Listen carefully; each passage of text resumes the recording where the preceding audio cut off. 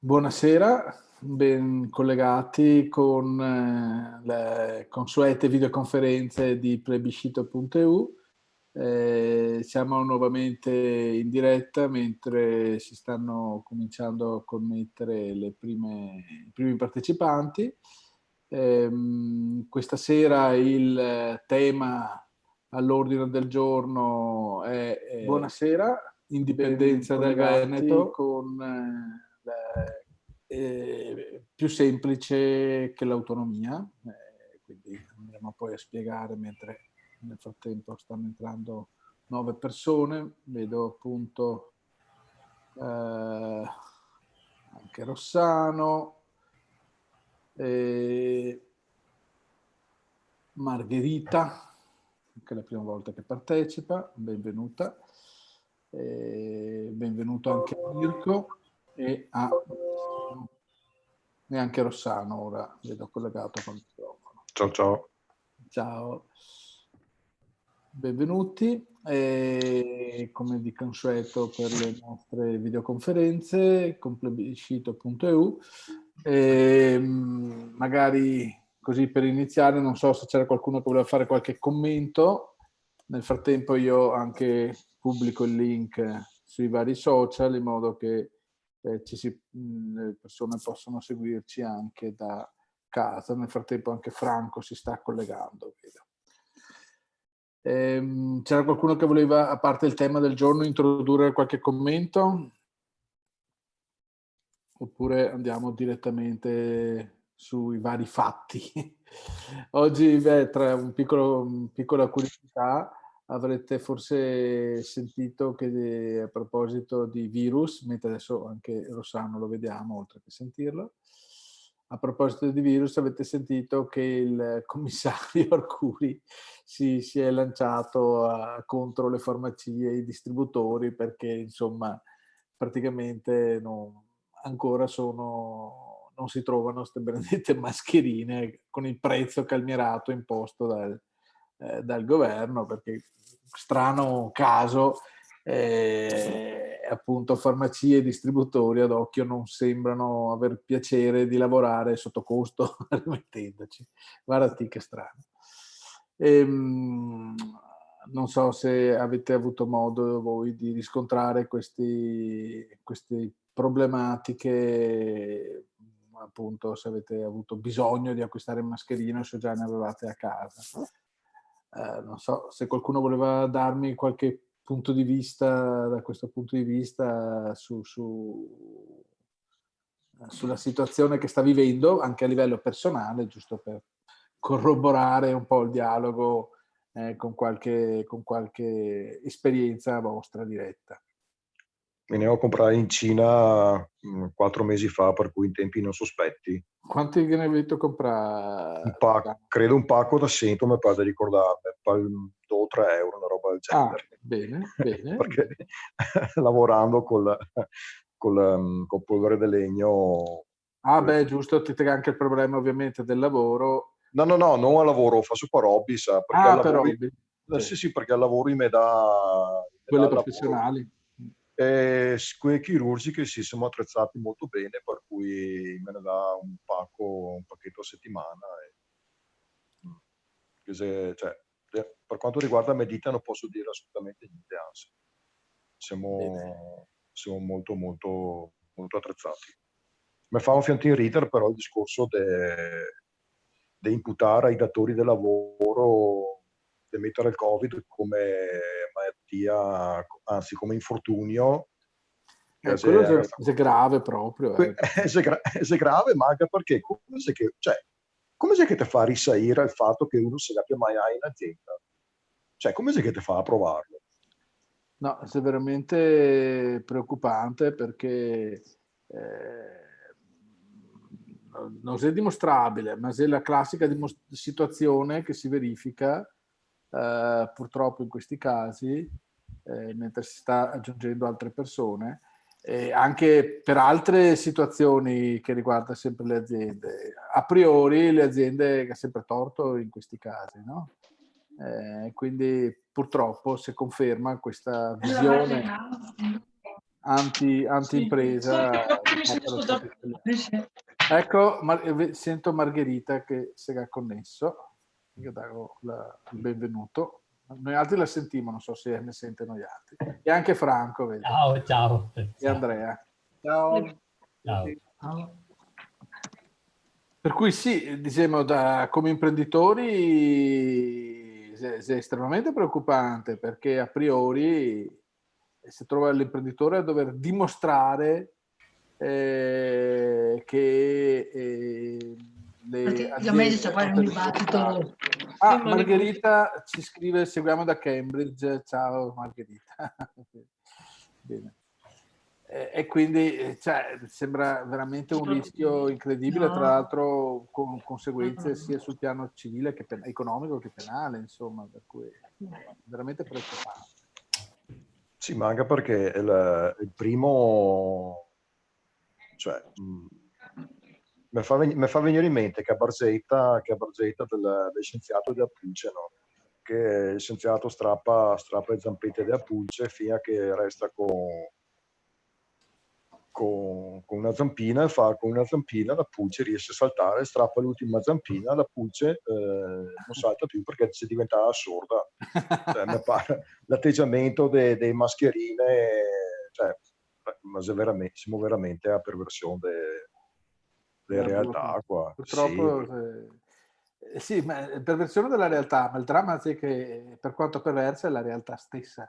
Cioè, nel senso, per carità, tutte le burocrazie tendono a essere stupide, però quella italiana è veramente qua siamo ai limiti del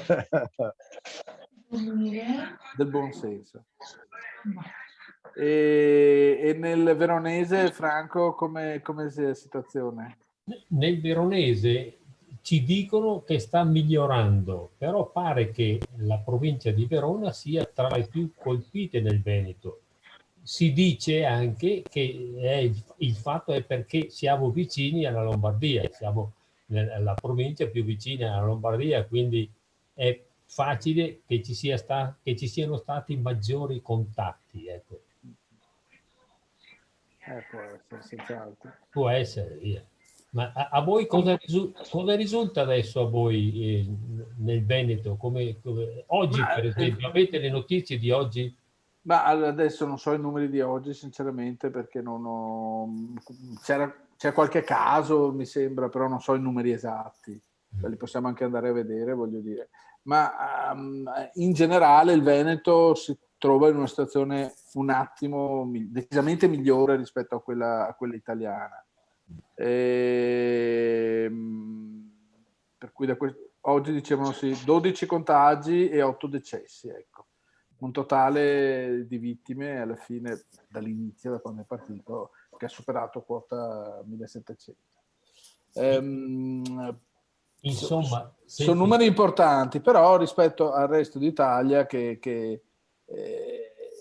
dove siamo oltre 30.000, 32.000 mi sembra, i numeri sono comunque decisamente più bassi. Però al di là dei numeri assoluti che dicono quel che dicono, è proprio la capacità anche di gestire, che comunque effettivamente in Veneto è superiore che non al resto d'Italia, e anche per quanto riguarda proprio l'approvvigionamento di tutta una serie di materiali che si sono resi necessari, appunto le mascherine, come si dice, i tamponi, i reagenti per i tamponi. Cioè il Veneto ha scelto fin dall'inizio di farsi in casa fondamentalmente i reagenti per poter fare i tamponi, e questa scelta è stata saggia, perché l'Italia in realtà ancora non è in grado di fornire questo materiale fondamentale per poter fare i test. In realtà è vero, perché è 2 giorni che io tento di andare da comprarmi le mascherine e i guanti, però non si trovano. Ecco, soprattutto guanti e alcol sono in genere, parlavo anche con persone che si occupano appunto di commercio, sono molto difficili da reperire. Sia i guanti che l'alcol. L'alcol proprio, come dire, quello denaturato, classico. Insomma, va bene, allora aspettiamo, vediamo tempi migliori. Però, sì, diciamo che È un po', come dire, preoccupante che dopo mesi, perché ormai siamo a 3 mesi dall'inizio della situazione, perché il primo caso registrato è stato, in realtà c'erano già da tempo dei contagiati, ma il primo caso ufficiale registrato è stato quello di Codogno della sera del 21 febbraio, e subito dopo Avò. Per cui dal 20 febbraio, 21 febbraio ad oggi sono 3 mesi, il tempo per organizzarsi minimamente c'era, ma mi pare che capacità di organizzarsi lo Stato italiano non l'ha proprio dimostrata, non l'ha mai dimostrata e continua a non dimostrarla, e purtroppo il timore è che è la quasi certezza che la dimostrerà anche nel futuro. Quindi c'è quella la preoccupazione, no? Sì, scusa Rossano che ha fatto il bando per di reagenti, che ha fatto il bando per i reagenti, cosa era 2 o 3 giorni fa? Bando internazionale, sì, cioè dopo 2 mesi, ma dopo 2 mesi. Ma dai. Cioè, no, ma voglio dire, come insomma, ormai queste cose qua. Però notiziona di oggi che forse prolunga per altri 6 mesi lo stato d'emergenza. Sì. Vuol dire che c'è pa gusto a questo punto. Beh, che abbia gusto mi pare evidente, anche perché, come dire, lo dimostra anche le multe assurde che sta dando alla gente che si beve il caffè sulla panchina, voglio dire, o a quello che ha portato il caffè, quel bar che ha portato il caffè ai poliziotti che li sta buttando. Sì, cioè, esatto. Si arriva come al solito anche purtroppo alle barzellette, se che noi siamo barzellette, ahimè. Vedo che ecco Marco che si connette, mentre Franco penso che ti sia pentita che ha anche un'altra connessione, probabilmente con cellulare, non so cosa, o forse c'è un altro Franco che sarà un altro Franco, perché io imballato. Invece volevo sentire, già che abbiamo cambiato argomento, cosa ne pensate, cosa se ne pensa con te? Cosa se ne pensa di quella ragazza che è tornata, che è stata salvata, si dice, e che è rientrata islamica, e con un costo che non si sa quanto sia stato. Sì. Ma vabbè, le solite cose è stato italiano, anche se a me sembra molto, purtroppo, la classica notizia che viene buttata in pasta all'opinione pubblica per distrarre da altro. Ho capito. Cioè, l'opinione che mi sono fatto io è questa: sono temi che molto facili, su cui la gente ovviamente poi buttando anche in pasta, ecco che sei Marco, se cacco buttandolo in pasta in questa modalità è ovvio che la gente si arrabbia, e quindi diventa delle facili scuse proprio per nascondere invece la grave crisi che sta attraversando lo Stato italiano a tutti i livelli, e che invece non viene commentata, perché mi scandalizza molto di più, per esempio, lo che ha detto anche più di qualcuno, che nessuno si arrabbia per il fatto che in questi stessi giorni il governo ha deciso di regalare altri 3 miliardi all'Italia, non 4 milioni. Cioè, almeno questi 4 milioni uno può essere d'accordo o meno, che serviva per andare a prendere una persona, dopo tanti che ha dei dubbi, per carità. Però i 3 miliardi invece che si dà all'Italia mi serve proprio a niente. Cioè, qui c'è proprio soldi bruciati, e che se continua a bruciare, perché non sia la prima volta, perché si è passato ad inizio della crisi del coronavirus, la prima cosa che ha fatto nella preoccupazione generale, che ha fatto passare la leggina per far dare non mi ricordo più quanti, se altri 10 miliardi, adesso che ne sono tagliati altri 3. E quindi voglio dire, ora i mascherine noi che se, i tamponi noi che se, i reagenti per i tamponi noi che se, i soldi per le aziende noi che se, i soldi per le casse integrazioni noi che se, i guanti noi che se. Però arriva la notizia facile come dire, della ragazza che torna col velo, liberata con 4 milioni di riscatto, e quello, voglio dire, diventa ovviamente lo sfogatoio di tutti. Dirà che se 7 milioni, così 3 milioni si cucca euri. Sì. Visto che tra l'altro uno di quei che ovviamente dà più voce alle polemiche, se il buon Salvini, mi domanderia: ma senti, ma i tuoi 49 milioni che fine che ti fatto? Cioè, nel senso, ok, classica notizia. Tra l'altro mi sembra strano che si sappia anche la cifra. Di solito su queste cose non si sa mai esattamente. Infatti. Non si sa mai i da particolari. parte mia. Questi particolari di solito, come dire, non dico nascosti, mi fa parte di quella anche forma di privacy, vorrei dire, che viene rispettata. Invece in questo caso si è avuto tutto con una trasparenza che mi pare come minimo sospetto. Ecco, quindi mi commento che la classica notizia che puntualmente torna perché c'era un po' un'astinenza da questo genere di notizie e la gente Tante robe, felpa ringrazia perché gli era io cascare nei sondaggi e questa storia qua minimo magari recuperare 5 punti, per cui sicuramente da questo punto di vista, ecco, questa è un po' l'opinione che mi sono fatta al di là del fatto in sé. E non è la prima volta che succede, ecco, questo noto, anzi è abbastanza, come si dice, una costante che quando ci sono delle situazioni critiche viene fuori queste notiziole che riporta come dire, il mantra solito dello sfogatoio della pura polemica politica, quando in realtà stiamo vivendo una situazione molto grave. Oggi se viene fuori le cifre, che tra l'altro molti reputa assolutamente ottimistiche, secondo cui appunto l'Italia perderà come PIL la quota del PIL del Veneto con questa crisi che si è in corso. In realtà è molto ottimistico, il PIL del Veneto è circa il 10-10,4%. Corrispondente al circa il 10%. Esatto. Il problema è che queste le stime, diria, nello scenario migliore, ma la situazione è così grave che non sarebbe da sorprendersi che invece se vada verso un 15%, se non un 20%, e sarebbe del tutto plausibile avere questo genere di situazione.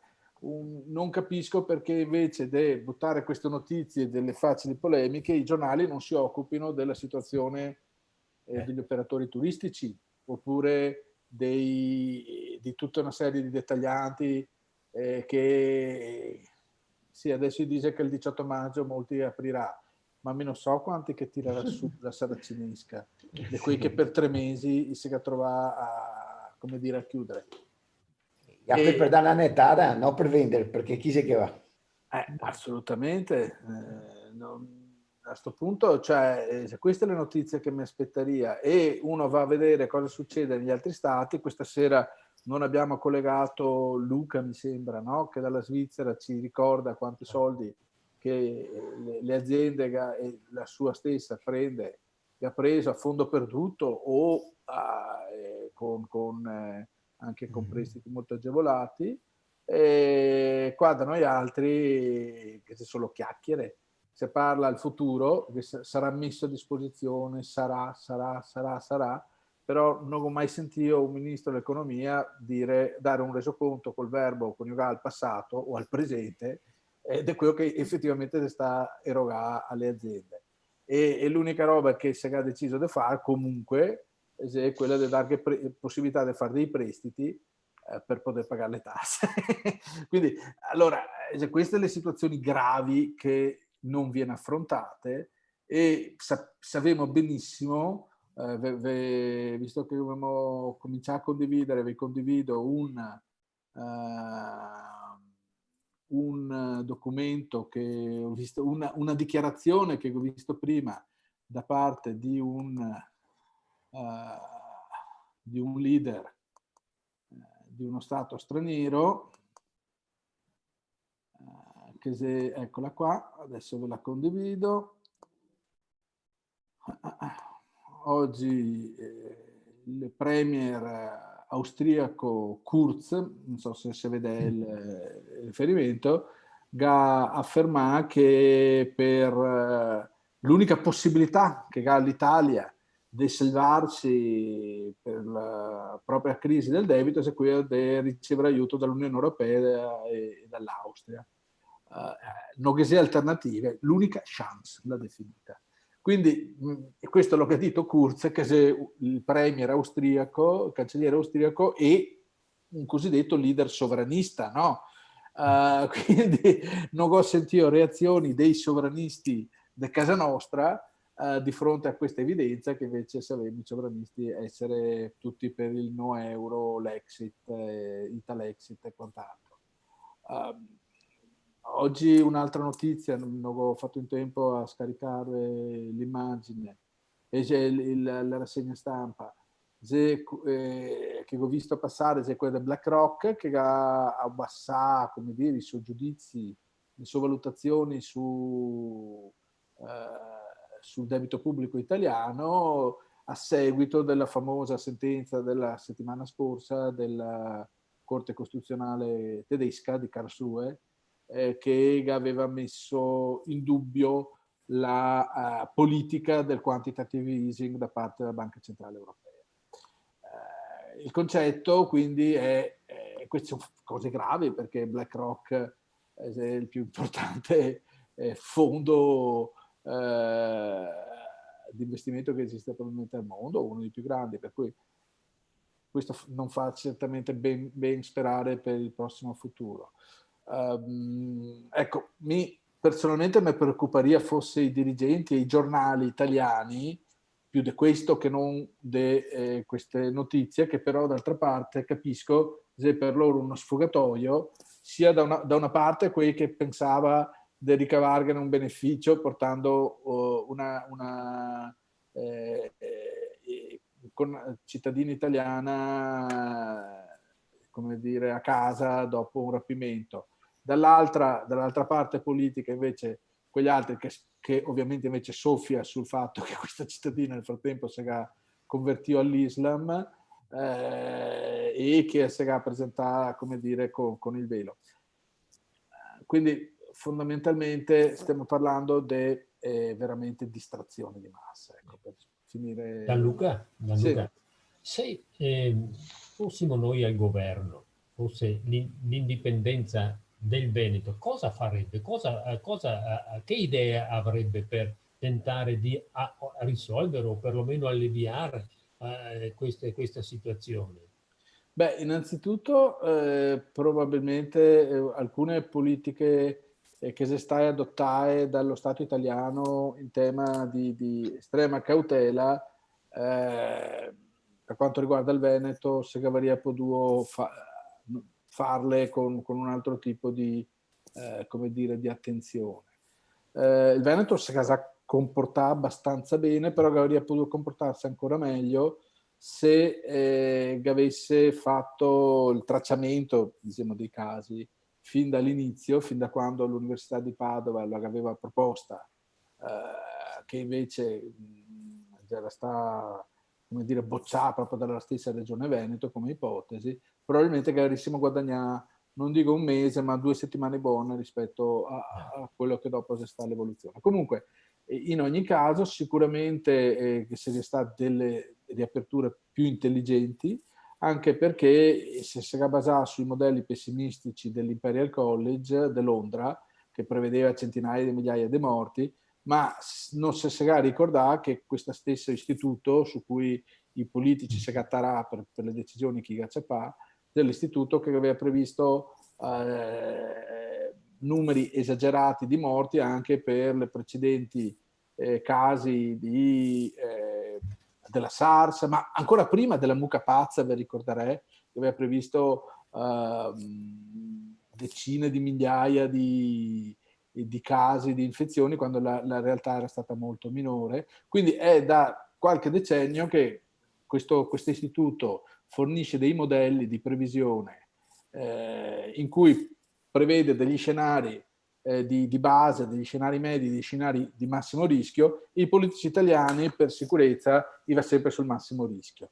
La realtà però è che il massimo rischio si conferma essere un rischio non realistico.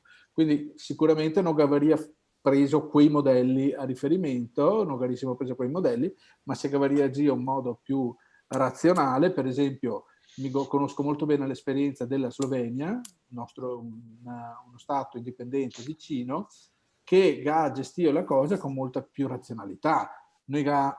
ovvio che c'è l'obbligo delle mascherine nei negozi, però per strada, per esempio, non c'è l'obbligo delle mascherine, c'è lasciare il buon senso, e non c'è mai sta neanche il lockdown completo, la gente poteva andare fuori. Io ho messo qualche limitazione sui movimenti, lunghi movimenti, però non te dovevi giustificare il fatto di essere fuori, e non te che avevi il blocco dell'attività sportiva. Quindi è vero che c'è sta una parziale, ha chiuso le scuole, sicuramente, però adesso ha riaperto tutto ormai da 2 settimane, ha riaperto tutto quasi, e la gente sta cominciando a tornare a vivere normalmente. Quindi, prima di tutto, che voglio cercare di contenere questo periodo di chiusura massimo, magari accompagnandolo anche dalle tecnologie di tracciamento, che fosse rispettosa sicuramente della privacy, ma che avesse potuto permettere di andare a inseguire il virus e non di aspettare gli esiti.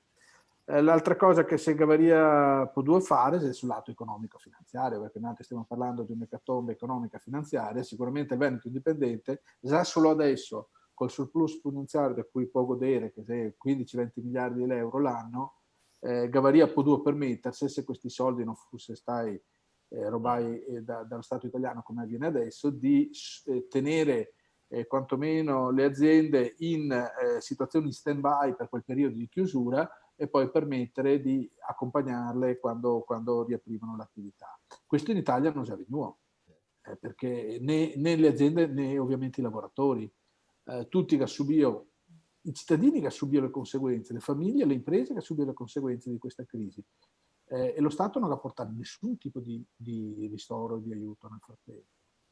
La Germania, senza andare tanto distante, che ha saputo portare avanti in questi anni una politica di finanze pubbliche più seria, più equilibrata, se ha permesso di fare bonifici direttamente alle aziende, ma in tempo zero, per appunto ristorarle dalla situazione in questo periodo, e con erogazioni a fondo perduto come la Svizzera. Per cui sicuramente il Veneto Indipendente Gavaria può fare molto di più su questo versante, cosa che l'Italia non è in grado di fare, perché l'Italia è uno Stato zombie, uno Stato purtroppo che se gasà mangiava tutto quello che poteva mangiarsi per generazioni a venire. Per cui, ecco, in questo senso sicuramente parlare di Veneto Indipendente significa probabilmente avere tutta una serie di possibilità che il Veneto all'interno dell'Italia non ha potuto, di cui il Veneto all'interno dell'Italia non ha potuto godere.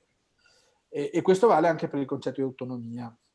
E questo dovrebbe farmi riflettere appunto su una cosa che è il tema del giorno, perché ormai da 2 o 3 anni con come dire, questo referendum che è stato fatto nel 2017, dalla parola d'ordine che noi altri indipendentisti siamo riusciti a portare nel dibattito politico veneto dell'indipendenza, si deve passare la parola d'ordine un po' dell'autonomia del Veneto.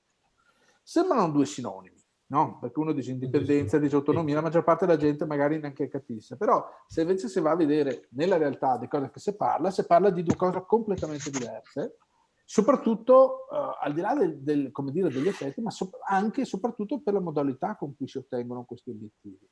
Perché mentre l'indipendenza si basa essenzialmente sulla volontà dei veneti, e attraverso il percorso di autodeterminazione richiede solamente che i veneti l'appoggino, l'autonomia invece ha il piccolo particolare che richiede l'approvazione da parte dello Stato italiano, e stiamo parlando di un'approvazione non banale, perché per ottenere quella famosa autonomia tipo Trento e Bolzano di cui si parla, che permetterebbe al Veneto di trattenere il 90% delle proprie tasse, non basta nemmeno una legge ordinaria dello Stato, servirebbe una riforma costituzionale, quindi che richiederebbe l'approvazione dei 2/3 del Parlamento, 66%. Allora, una qualsiasi persona di buon senso capisce che già come dire, le forme più blande di autonomia richiedono appunto l'approvazione della maggioranza del Parlamento italiano, e già lì è difficile, perché il Veneto ha l'8% solo di rappresentanti parlamentari. E come fa a ottenere l'altro 42% che gli dà l'appoggio tra i deputati campani, deputati siciliani, deputati del Molise o della Puglia? cioè qualcuno me lo deve spiegare, perché io non lo capisco. Col 66% poi non se ne parla, perché vuol dire che praticamente la quasi totalità dei... E anche strizzando l'occhio... È che se occhio che strizzi, tu, se questi gli si chiede a sti qua di rinunciare allo strumento che permette a loro di farsi rieleggere, perché questa gente si fa rieleggere grazie al, come dire, allo sfruttamento dei soldi del Veneto, che permette di fare dopo le politiche clientelari sui suoi collegi elettorali. Senza i soldi robai al Veneto, questi non può fare quelle politiche clientelari, non può comprarsi voti, e quindi si domanda a sta gente che chi Ciao si a toglie... tutti. Ciao Alessandro, ben collegato, ben arrivato. Collegamento. Sì. E quindi, cioè, uno può parlare delle ipotesi, ma dopo sono anche sorpreso che questo argomento così semplice, così diretto, nessuno se ne renda conto, perché, ma d'altra parte capisco, perché se pensiamo che sia anche qua in Veneto professionisti della politica che comincia a parlare di autonomia, anche questi, se te spieghi che l'autonomia è impossibile da ottenere, e finisce la sua carriera politica. Quindi no, se un problema, se due facce alla stessa medaglia, da un lato è impossibile che te la votino i deputati del sud perché si autocastrerebbero, dall'altro i deputati veneti non possono venirti a dire sta realtà, perché altrimenti loro perderebbero la loro bandierina elettorale per cui tu gli dai il voto, no? Quindi è assurdo. Rossano, vai. No, ma d'altronde sta baia qua si basa sull'ignoranza della gente. Perché una persona di buon senso dovrebbe dire, oh, aspetta che indago un attimo a vedere come che è robe. In realtà nessuno si mette a indagare come che è in realtà è robe. Per cui si basa sulla parola del politico di turno che dice autonomia 9 decimi di tassi in Veneto. Come che qualsiasi persona con un minimo di cultura, con un minimo di buon senso, sta baia qua è enorme, la sgambaria subito. In realtà non succede perché ci sia il tifo elettorale. Per cui è il politico che ti tifi e poi imbottire a testa di tutte le monarche che passa, cioè del tutto il contrario del tutto, che tanto a ti tifoso ti va sempre bene. Cioè, tanto fra un mese tanto non mi ricordo cosa che guadagnava a quella azione, figurati se mi ricordo, cioè tutte le boiaie che spara, perché gli dice veramente tutto il contrario del tutto.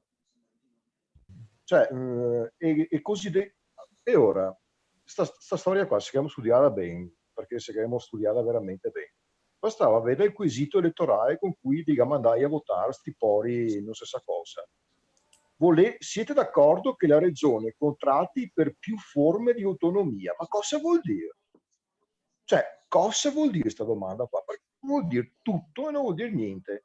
E varie forme di autonomia, cosa sia? Decideremo i cori di lampioni? I soldi, dove sei? Chi mi ha detto in tutte le salse, gli stessi qui che hanno detto il referendum, hanno detto autonomia a costo zero, tanto entra, tanto esce. Per cui non c'è l'autonomia del Trento Bolzano, c'è l'autonomia, la buffa, come che te l'ha sempre detto, la baia. Assolutamente. Ma sta gente qua, cioè, e comunque, se te io dici, ma guarda che è una stupidaggine, si incazza anche. Perché nessuno si preoccupa di vedere in realtà se è la verità o se è una bugia. No, a me non so, veramente non so. L'unica cosa è continuare a dirlo, farlo presente, non stancarsi, perché ovviamente, tra l'altro adesso, inutile nasconderlo, se va, c'è anche un'altra cosa contro cui si va, perché la grande popolarità che ha preso per esempio uno Zaia, non c'è che facilita il compito a noi altri indipendentisti, perché comunque Zaia adesso dirà sempre, se ti attacchi, ti dici la verità sull'autonomia, Zaia dirà che te remi contro. Ma non sei remare contro dire la verità, cioè cercare di cavare sto lavaggio del cervello ai veneti che sta fatto negli ultimi 3-4 anni. È un aspetto fondamentale propedeutico per poter ottenere l'indipendenza, perché altrimenti questi politici veneti continueranno ad andare avanti per altro tot di tempo con questa cantilena, ne farà perdere tempo, ne farà perdere ulteriori libertà, ne farà perdere ulteriori risorse, ne farà perdere ulteriori aziende. Tanti imprenditori, che sarà chi che si caverà a vita, che sarà chi che se deprimerà e magari dice, boh, chi mi fa fare questa qua, e andrà all'estero. E quindi da questo punto di vista più tempo si perde a andare in giro a seguire questa chimera dell'autonomia, che è impossibile da ottenere, come che abbiamo visto poco fa, e più purtroppo si fa un danno alla causa in generale. Per cui è per questo anche che abbiamo lanciato la petizione per l'indipendenza, perché bisogna cambiare questo paradigma, bisogna avere la forza, solo noi lo possiamo fare, perché lo sappiamo che se... D'altra parte siamo anche indipendentisti veneti che abbiamo saputo dettare l'agenda politica degli ultimi 10-15 anni. Non mi riconoscerà nessuno, però fino al 2006, mi ricordo nel 2006 l'Italia che aveva vinto i campionati del mondo, il concetto di indipendenza del Veneto era la roba più lontana che potesse essere, che era relegata a qualche circolo come dire, nostalgici della Serenissima, che magari portava avanti le idee, come poteva essere gli stessi patrioti serenissimi, no? Dove deve finire quelli lì? Qualcuno che ancora a casi che va avanti, sì. Che c'era un paio di giorni fa, che era l'anniversario diciamo della loro azione, che era stata tra la notte dell'8 e il 9 maggio, però appunto c'era limitata a questi circoli. E a mi scuso per il ritardo. Tranquillo Riccardo, no problem, siamo qua intanto che... Non ho problemi. Sì, non c'è problema. E quindi dal 2006 poche persone che hanno cominciato, siccome è successo un fatto, no? L'Italia ha approvato una legge, la 85 del 2006, che depenalizzava i reati d'opinione contro la personalità dello Stato, tra cui chi portava avanti idee appunto di indipendenza, di divisione dello Stato italiano in forma pacifica ovviamente. Fino a prima di quella legge era previsto l'ergastolo anche solo per portare avanti queste idee. E io stesso mi sono visto contestare queste cose ancora a fine anni 90 da parte di inquirenti, mi si arrivava poesie e carabinieri a casa contestandomi queste cose. Dal 2006 in poi invece si era potuto parlargliene. Cioè, non sto dicendo una cosa clamorosa, ma non si poteva neanche parlarne, pensiamo. Quindi da là è partito tutto un movimento e nel tempo il concetto di indipendenza del Veneto ha soppiantato quello che allora già era il tema. Vi ricorderete, al tempo tutti parlava del Padania, no? Dell'indipendenza del Veneto, no? E ha soppiantato tutti gli altri discorsi politici fino all'esplosione che è stata mediatica del 2014 con il referendum di indipendenza del Veneto che abbiamo fatto. L'autonomia di questi anni è stata una reazione alla nostra azione, una reazione della classe politica veneta che nell'estremo disperato tentativo di mantenere la poltrona a riportare l'attenzione su questa nuova parola chiave. Però noi altri dobbiamo dirlo alla gente: attenzione, è una presa in giro, attenzione, è un obiettivo impossibile, è utopia. L'unico percorso pacifico possibile e che noi veneti possiamo ottenere è l'indipendenza attraverso un percorso di autodeterminazione come previsto dallo statuto dell'ONU, dalla Carta fondamentale delle Nazioni Unite, come previsto da tutti i trattati, dall'atto finale della conferenza di Helsinki del 75 e da tutti i passaggi che ci sono stati a favore dell'autodeterminazione dei popoli e dell'indipendenza che ci sono stati in corso dal secondo dopoguerra in poi, che hanno visto triplicare nel mondo il numero di stati indipendenti. Per cui questo è il percorso normale che i veneti possono fare e auspicabilmente pensando di poterlo raggiungere. Continuare a perdere tempo sull'autonomia è veramente ridicolo, perché lo Stato italiano, come già ben spiegato, non può neanche concedere, anche se volesse, non lo può concedere, perché si sfalderebbe, cioè verrebbe meno quel sistema di potere politico che lo tiene in piedi. Ma per arrivare all'indipendenza bisognerà che sia un popolo che la vuole, ma non 15 persone, non 2000 persone, bisogna che poi almeno 2 milioni di persone del Veneto che passa questa.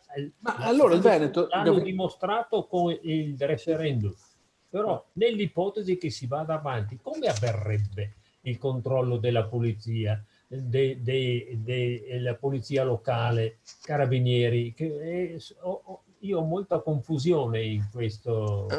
In modo molto più razionale di quello che non avviene con lo Stato italiano, come avviene, appunto, mi vengo a citare l'esempio della Slovenia, un piccolo Stato di 2 milioni di abitanti, che ha un territorio che più piccolo la metà del nostro. A metà della popolazione del nostro, con un territorio che è grande come la Lombardia, quindi il doppio del Veneto.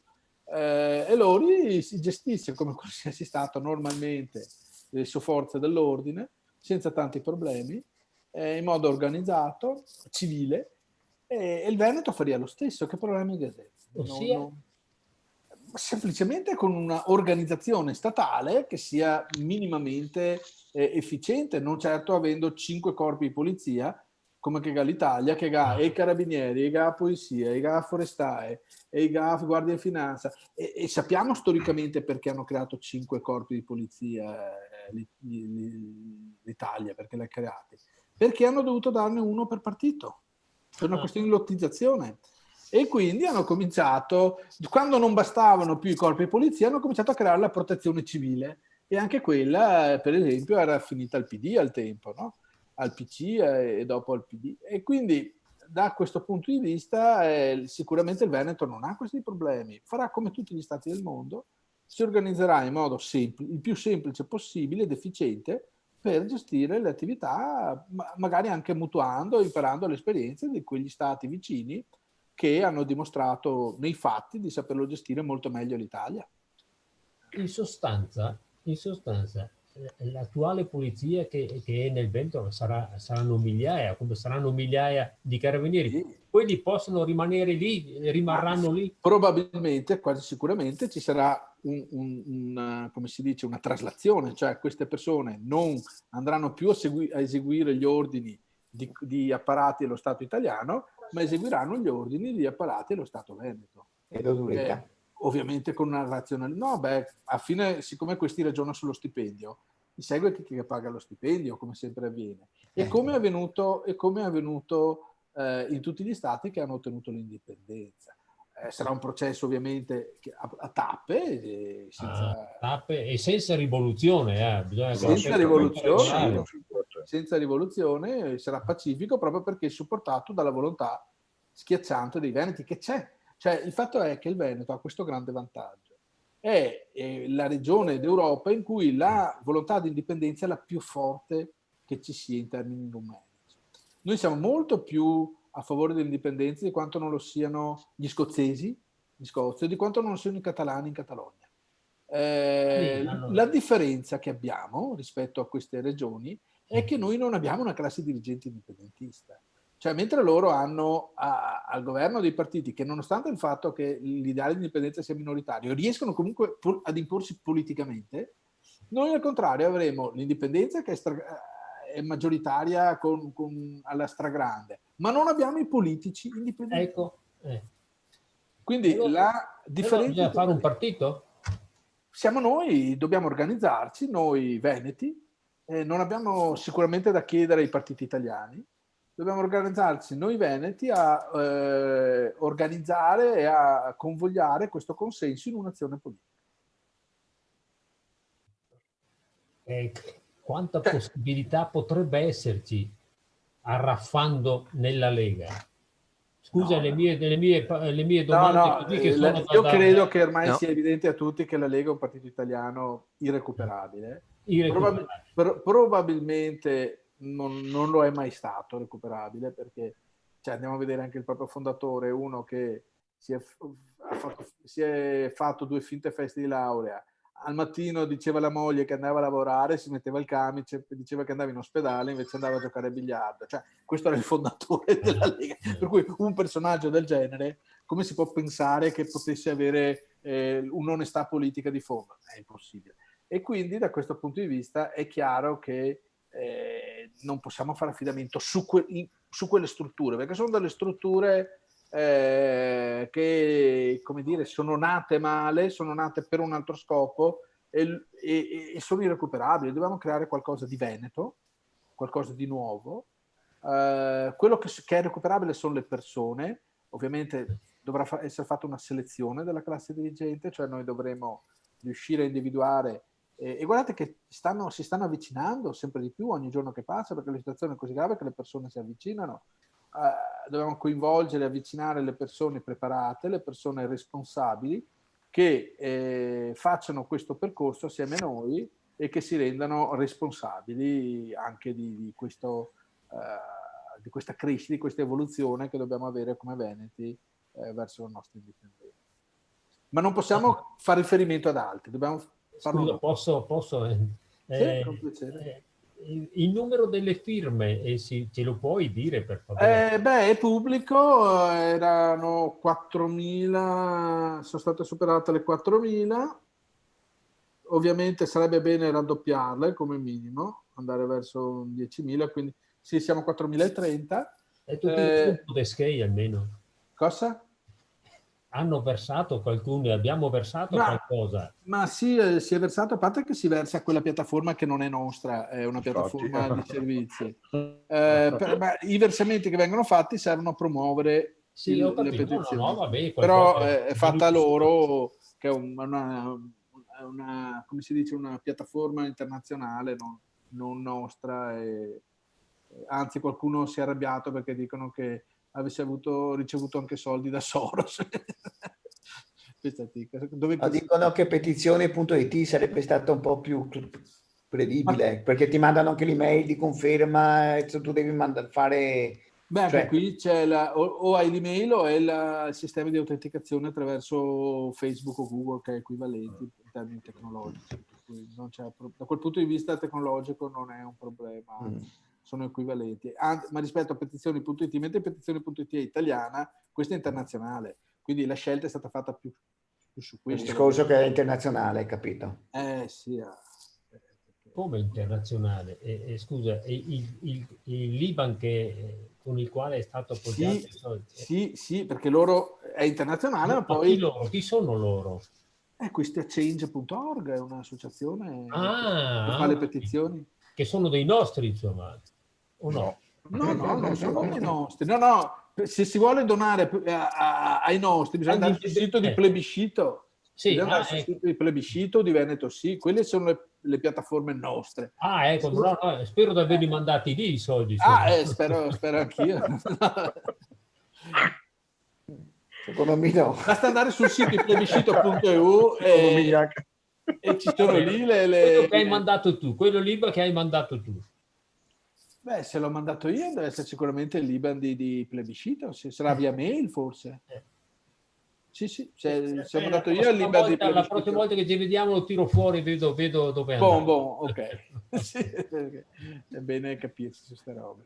Però sì, no, anche perché appunto change.org non credo che riceva bonifici, loro ricevono donazioni con carte di credito. No, io l'ho mandato lì allora è un'altra roba, stiamo parlando di un'altra cosa. Va bene, allora le prime sono andate. La polizia abbiamo detto che è tutto gradatamente. E le pensioni, un altro tema, no, di cui si parla spesso, no? Chi paga le pensioni? No? Pensioni, esatto, le pensioni. Beh, questo è un aspetto molto importante, perché se c'è un rischio che corrono i pensionati veneti è di continuare a stare in Italia, perché il sistema previdenziale dell'INPS, come sappiamo, l'ultima volta Tridico aveva detto che aveva autonomia fino a maggio per pagare le pensioni, ma adesso passava un mese, per cui magari arriva fino a giugno, non lo so. Però ecco, lì c'è il rischio che hanno i pensionati veramente di un giorno avere l'amara sorpresa che le proprie pensioni gli vengono pagate e di continuare a stare in Italia. Perché? Perché le pensioni sono pagate grazie ai contributi dei veneti che lavorano adesso. Cioè non sono pagate attraverso i contributi che sono stati pagati ai lavoratori che nel passato e che poi sono andati in pensione. Ma siccome l'INPS si è magnata tutto... E poi hai mangiato tutti quei che pagami 40 anni. Bravissimo, quindi si certo. Tutti, non c'è nessuna cassa dell'INPS a Roma. Ma un cazzo. Bravissimo. E quindi il fatto di avere l'indipendenza del Veneto è la migliore garanzia di continuare a pagare le pensioni, anzi magari di adeguarle in modo dignitoso a quello che è il costo della vita, perché il Veneto attraverso i contributi dei veneti che lavorano, sarebbe in grado di sopperire in modo molto più sostenibile alla previdenza di quanto non faccia l'Italia, visto che comunque una buona parte dei contributi pagati dai lavoratori veneti vengono dirottati verso i sistemi previdenziali di altre regioni. Per cui, basta vedere le casse integrazioni, non riesce a pagare neanche qui. Neanche le casse integrazioni, bravo Riccardo. E quindi è evidente che il buco che ha fatto l'Italia negli ultimi 30-40 anni è incolmabile. E ora, restando dentro in Europa, non può darni skei perché la Germania si oppone. La Corte Costituzionale tedesca si è opposto a qualsiasi tipo di finanziamento che possa essere fatto a paesi come Italia, Francia, Spagna o Grecia, che è andata in casino totalmente. Cosa succede? Che non abbiamo più skei. Non abbiamo più skei e questi qua si inventa di tutto e noi sborsa fuori una lira. Aspetta che l'Europa attraverso il MES o attraverso qualche operazione particolare o attraverso qualche eurobond o c'è mai in maniera diversa euro e possa darne ancora di skei, però ne darà solo dei soldi in funzione di scambio di capitale, cioè verrà a portarsi via a Venezia e metterà la biglietteria davanti al porto, niente, non potremo andare dentro perché non abbiamo skei, e vengono solo i tedeschi, i norvegesi, i cinesi a guardarsi a Venezia, si potrà via l'Arena di Verona, a Taia, come No, gli quella se la americani. teniamo, No, ti porta via. Ti porta via sasso per sasso. Cioè qua la gente bisogna che si rende conto che è finita. È finita. Dall'Italia non potremo più aspettarsi niente se non un'uscita dall'euro. Ma allora l'uscita dall'euro seria la catastrofe. Sarebbe una catastrofe. Guarda, condivido un'altra cosina, giusto visto che abbiamo scoperto questo sistema, per mostrare un altro sistema verso cui l'Italia si sta avvicinando sempre più velocemente. Eccolo qua, lo vedete? Argentina. Default. L'Argentina è molto vicina a una nuova bancarotta. Ecco, questo è lo scenario verso cui l'Italia sta velocemente andando. Beh, l'Argentina si è fatta dal 70% degli italiani. Su un'analisi sociologica che gli unici veneti in due territori argentinesi, gli unici due territori che va molto bene, Patagonia e un altro posto che non mi ricordo più dove, e se zone dove ci sono gruppi di veneti che sono attivi e chi crea reddito, basta. Per il resto, dove che c'è purtroppo tendenza turca, non si va avanti, c'è solo fallimenti. Vedesi anche la Grecia, perché anche la Grecia, cioè non è i greci poretti, i greci si chiamano fuori tutto, non i greci, la classe politica greca, la burocrazia greca. E adesso i ciapai chi non vignerà più fuori. Scusami, anzi, con piacere. Pertanto, oltre agli islamici, avremo anche gli argentini che entrerà in Italia adesso. Che ritorna? Sarà un ritorno. Sì. Mi ricordo che più di qualcuno che cerca chi fa fatica, perché comunque è un viaggio molto costoso anche per loro e c'è veramente tanti in condizioni difficili. Però sì, sta anche più di qualcuno che si è rientrata all'Argentina, che ha cercato di rientrare. Anche qualche anno fa anche dal Brasile, col Brasile che aveva avuto un momento molto difficile dal punto di vista finanziario, vi ricorderei come si chiamava con un presidente che dopo Lula? No, ancora prima. Prima. Un momento di bancarotta, adesso non sfugge il nome di quel presidente, e di quel periodo in cui già andai proprio in default e diversi brasiliani. Da Silva? Sì, esatto. Sì.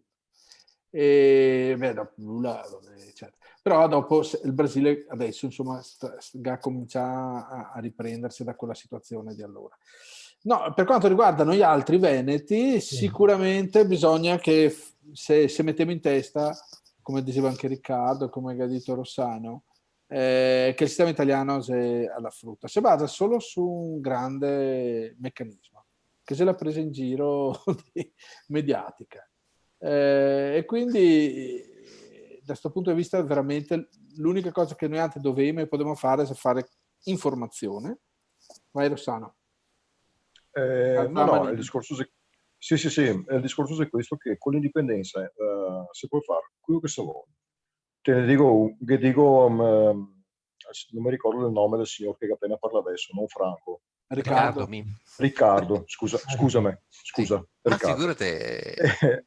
In Svezia la cassa integrazione non la paga il Stato, la paga i sindacati, per dirtene una. I sindacati in Svezia, è una roba che mi ero impugliato a studiare, funziona in maniera diametralmente opposta da come funziona qua in Italia. Perché qua in Italia funziona in base politica, là in Svezia funziona in base al lavoro che ti fa. Ti te paghi tessera sindacale e di fatti ha dei percentuali di adesione bulgare, cioè si parla del percentuale di adesione del 90-95%. Il problema è che il sindacato 90-95% di adesione ai sindacati.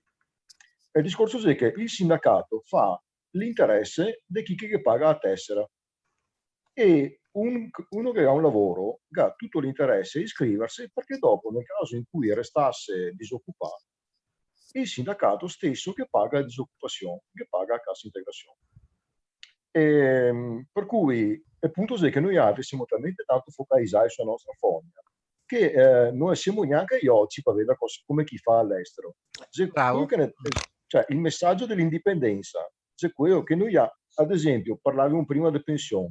Il Cile ha fatto una riforma pensionistica che permette di pagare le pensioni a tutti. E era sull'orlo del baratro fino a poco tempo, cioè fino a credo 15 anni fa, era sull'orlo del baratro. E si riuscì a risollevarsi e a pagare pensioni, facendo una riforma seria però.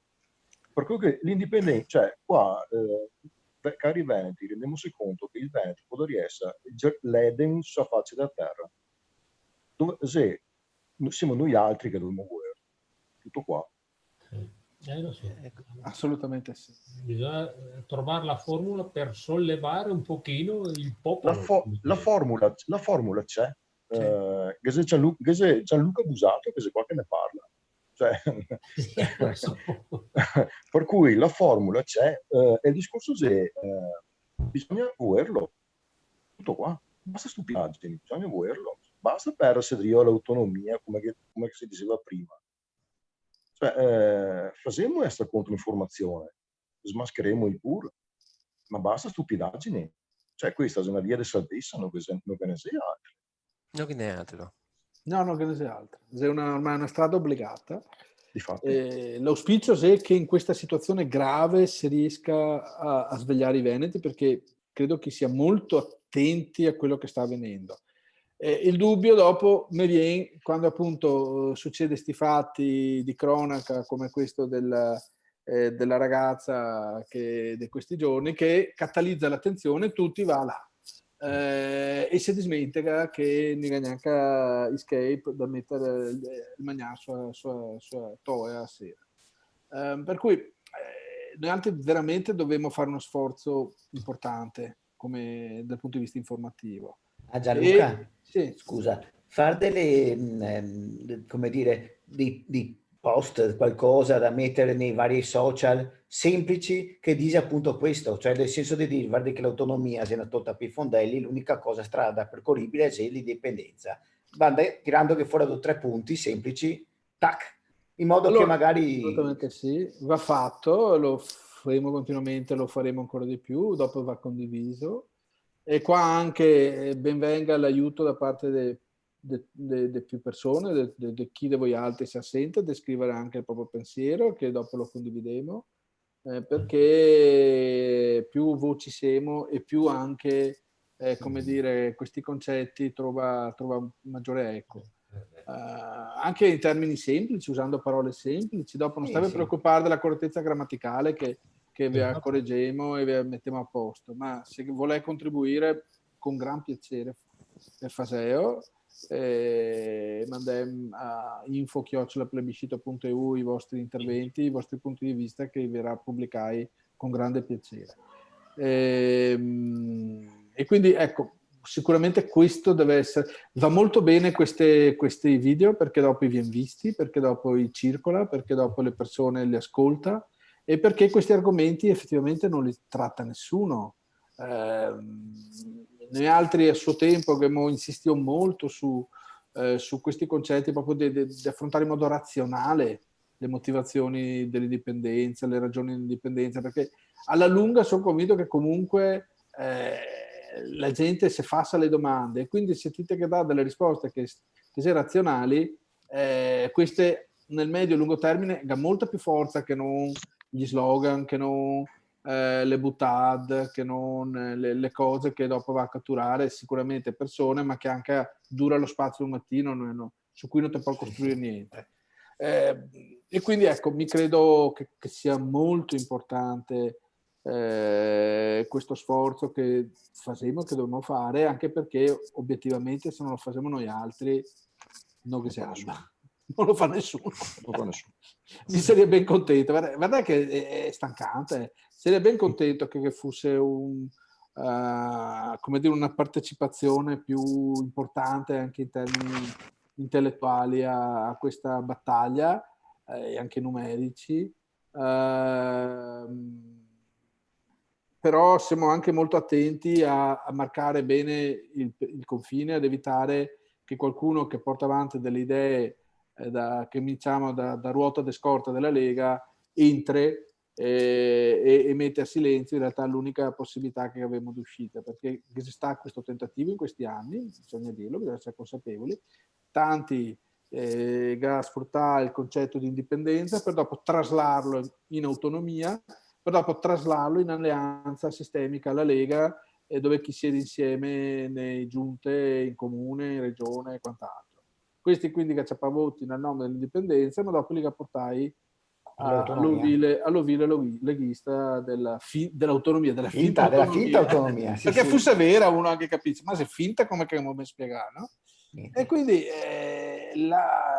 questo è un pericolo, e questo purtroppo è un qualcosa su cui dovremmo anche qua fare informazione, spiegare molto bene, perché c'è qualcuno che ha abusato della buona fede dei veneti. Mi pare però, Gianluca, che dopo l'esperienza abbastanza negativa della Spagna lì, si sia un po' smorzato l'entusiasmo dei veneti, e così è un'impressione. No, hai ragione, sicuramente insomma noi stessi non abbiamo nascosto che, al di là dell'appoggio ovviamente incondizionato a chi portava avanti la causa, a livello strategico degli errori fossero stati fatti, insomma, perché è quello che diciamo anche noi, vi ricordate le puntate precedenti in cui si parlava della necessità di un disegno di alleanza internazionale per ottenere questi obiettivi. In Catalogna non c'è stato. Che già sta fino a che c'era il presidente Mas, un respiro più internazionale, anche se non sufficiente. Dopodiché probabilmente non si sta in grado di continuare su quella scorta, e si trova isolati a livello internazionale, in Europa e a livello internazionale. Per cui purtroppo quando si isola in un mondo globale dove è dovuto andare. Non c'è problemi per nessuno Stato di ottenere l'indipendenza, persino il Kosovo che si riuscì, però il Kosovo che si vuole inserirsi in un quadro di alleanze internazionali. Sì. E noi altri come veneti non facciamo eccezione a questo. Dovremo riuscire, come abbiamo già spiegato, e avemo delle carte, come anche a questo siamo entrati a spiegarlo nelle scorse puntate, che si giocheremo, visto che la cosa avviene nel momento in cui l'Europa attraverso un momento molto particolare, l'Europa e l'Italia, e quello sarà fondamentale. Non conosciamo gente dei stati che dopo ora può muoversi per cercare di aiutarmi in questo senso. Ma sicuramente Lori sa benissimo cosa che si muove sul territorio. Non c'è problemi da questo punto di vista. È chiaro che dobbiamo fare un passo, però, di crescita, dobbiamo essere più visibili. vi ricorderete nel 2014 la visibilità che c'è stata. Nel giro di 2 mesi si fa una campagna che raggiunge tutti i giornali del mondo se serve. Però prima bisogna riuscire a creare un movimento rispetto a quello che è successo nel 2014. Nel 2014 per ragioni di tempo si appoggia anche, vi ricorderete, si appoggia anche ad esponenti della Lega stessa, no? Che avevamo usato come testimonial, vi ricorderete, no? Sì. Sindaci, movimenti, eccetera. Adesso no. Quello che serviva per quel momento, adesso dobbiamo costruire qualcosa di indipendentista e deve essere puramente indipendentista, senza come si dice, deviazioni e senza far riferimento su appunto. È una strada bella chiara per tutti. Una strada chiara, dobbiamo costruirlo, che vuole pazienza, dobbiamo coinvolgere persone. Mi credo, ripeto, che questa sia la strada giusta, vedo che c'è una continua crescita e questa crescita deve essere ancora maggiore. Serve l'aiuto di tutti, ma penso che questa sia la strada corretta. Allora, uno Stato nello Stato, ma sempre italiani. No, una cosa. Possibile? Assolutamente no. No, uno Stato europei semmai, no italiani. Europeo, ma no italiano. Cosa mi serve l'Italia? Cioè, cosa mi serve Roma se così sta a Bruxelles? Infatti. Gli altri, bene o male, qua se si va a parlare con l'Unione Europea, che parleremo direttamente, per questo dobbiamo avere l'intermediario che sia anche un interdate, voglio dire. No, ma obiettivamente, cioè, che abbiamo anche dal punto di vista qualitativo, ma che classe politica che è? Cioè, che abbiamo uno che abbiamo l'avvocato del popolo, che in teoria è il più importante rappresentante, che si inventava i curriculum. Avevamo il vice ministro degli affari esteri da Farnesina, l'ex Bibita, cioè Di Maio, ma sapevamo chi cos'è Di Maio. Prima che avevamo il ministro dell'interno che c'era Salvini, ma cioè, è uno che non ha mai lavorato un giorno in vita. Luca, se proprio va male, chiediamo l'annessione all'Austria o alla Svizzera. Sì, beh, questa era una cosa. Sempre nei fine anni 90, che avevo fatto un'azione che già andava sui giornali, qualcuno si ricorderà, che avevo fatto piccare dei manifesti creando scandalo a Treviso, in cui dichiarammo guerra all'Austria, auspicando in una rapida controffensiva e occupazione. È andato sulle prime pagine del Gazzettino con polemica perché gli uffici pubblici non si erano accorti di quello che già stato scritto. Siccome ancora c'era la legge famosa contro il reato di opinione, che abbiamo fatto un'altra in cui si autodenunciavamo perché già era Scalfaro Presidente della Repubblica, e Scalfaro che aveva detto che in Italia esiste la libertà d'opinione ma entro certi limiti. Cioè, allora abbiamo detto se ci autodenunciamo perché durante il giorno anche riuscimo a controllare, come dire, la nostra mente e ad evitare di andare contro quei che sono i limiti della libertà d'opinione, ma de notte nei sogni là dovevamo autodenunciarci perché la nostra siamo come la madame de notte saremo. E diciamo che è colpa di Zaia perché continuiamo a bere prosecchi e dopo succede quello che succede. Per cui rido, però questa è la situazione, seria veramente auspicabile. Dici Marco, ma ahimè. Allora, cari amici indipendenti, io vi devo salutare. Ci vediamo nel prossimo. Grazie Franco. Grazie, ciao. Direi che anche a me vado adesso. Direi che vista l'ora, ciao Franco. Sì. Potremo darsi appuntamento la settimana prossima. Nel frattempo. Se mi viene in mente qualcosa da scriverti, inviamo tutto qua. Vai, va bene, d'accordo. Va bene. Qualsiasi canale va bene. E un'altra cosa importante, coinvolgete persone. Faremo passaparola, coinvolgere le persone. Sì, certo, faremo passaparola, facciamo firmare la gente la petizione e coinvolgiamo persone all'interno del plebiscito. Va bene, saluti, ciao. Buona indipendenza a tutti. Ciao a tutti, grazie. Ciao.